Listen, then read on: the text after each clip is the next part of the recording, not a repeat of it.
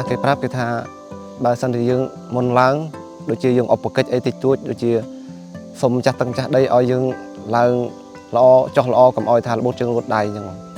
អ្នកដែលឡើងយកឃ្មុំបានហ្នឹងយើងត្រូវចេះឡើងដើមឈើមុនហើយណាមួយបើសិនជាអ្នកមិនសូវចេះឡើងដើមឈើឃើញឃ្មុំមកតិចមកមេទៅលេងច្រឡំអីលោតពីលើដើមឈើហ្នឹងបាក់កងមកខ្ញុំចូលព្រៃម្ដងដូចជា3នាក់ទៅ4នាក់ហើយបើសិនជា2នាក់អីក៏មិនកើតដែរព្រោះបើសិនជាមានបញ្ហាម្នាក់ទៅចុះម្នាក់ទៀតវាមិនចេះជួយអញ្ចឹងណាមានត្រឹម3នាក់ឡើង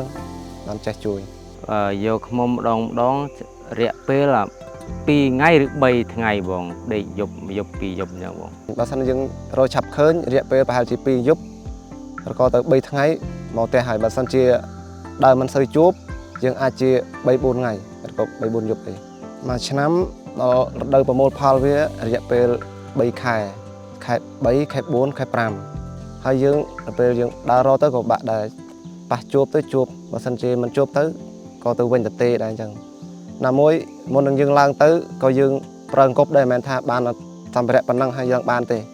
ប្រើអង្គប់ហ្នឹងដើម្បីឲ្យវាមានផ្សែងប្រហុយវាហើរចេញពីស្បុកកូនយើងຕົកលើយើងយក80%យើងຕົកកូននៅលើខ្លះយើងយកខ្លះຕົកវិញចាំកូនណាបងចាំកូនຕົកថ្ងៃក្រោយយើងឡើងយកម្ដងទៀត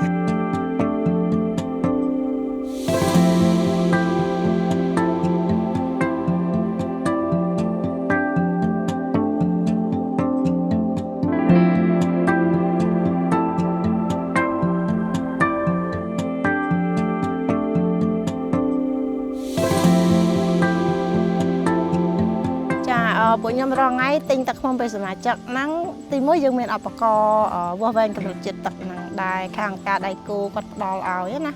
ហើយទី2គឺយើងមើលនឹងភ្នែកយើងហិតក្លិនហិតអីអញ្ចឹងទៅយើងមើលណាអញ្ចឹងការមើលកម្រិតជាតិទឹករបស់យើងហ្នឹងគឺយើងដាក់កំណត់វាត្រឹមតែ3លេខទេរងថ្ងៃណាអញ្ចឹងយើងទិញលេខ1លេខ2លេខ3អញ្ចឹងលេខ1ហ្នឹងក្នុងម៉ាស៊ីនហ្នឹងគឺវាលោត19 10 20% កម្រិតជាតិទឹកវាទៀបមានន័យថាកម្រិតជាតិស្ករវារៀងខ្ពស់អញ្ចឹងណាតែបើសិនជាវាលោតដល់21ដល់22ហ្នឹងគឺយើងចាត់ទុកថាវាលំដាប់លេខ2 23ដល់24គឺលេខ3ទឹកឃ្មុំដែលយើងជ្រើសរើសពណ៌រាល់ថ្ងៃនេះទី1គឺយើងពណ៌មាសខ្ចីហើយយើងពណ៌មាសហើយនឹងពណ៌មានពណ៌ត្នោតទឹកឃ្មុំធម្មជាតិរបស់យើងនៅពេលដែលយើងញ៉ាំទៅឃើញថាវាផ្អែមហើយឈ្ងុយវាលាយឡំលំអងផ្កាអីចឹងទៅណាវាមានរសជាតិឆ្ងាញ់ហ្មងតាមពិតទៅទឹកឃ្មុំខាប់នឹងរាវហ្នឹងបើប្រៀបធៀបទៅវាល្អដូចគ្នាទេគ្រាន់ថាមួយយើងຕົកយូរវាអត់បានអញ្ចឹងណាຕົកយូរវាអត់បានដោយសារអីវាថាវារាវអញ្ចឹងយើងຕົកយូរ